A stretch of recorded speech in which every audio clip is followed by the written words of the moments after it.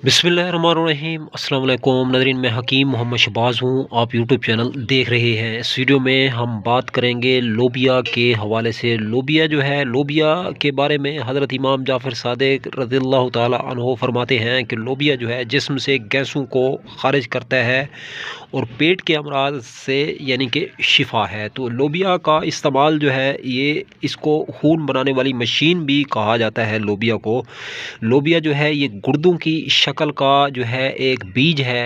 अल्लाह तबारक व तआला ने इसकी शक्ल ही गुर्दों जैसी बनाई है।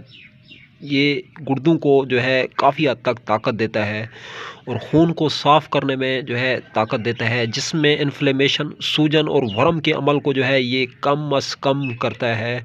और खून की कमी का जितने अफराद शिकार हैं, खून की कमी को जो है ये पूरा करता है। ब्लड का जो लेवल है जिस्म में, इसको भरपूर अंदाज में जो है मदद देता है और पूरा करता है। एचपी लेवल जो है ये कंप्लीट जो है करता है, जिस्म में पूरा करता है। खून की कमी जो है, लोबिया खाने वाले मर्द और औरतें जो है खून की कमी का कभी शिकार नहीं होते।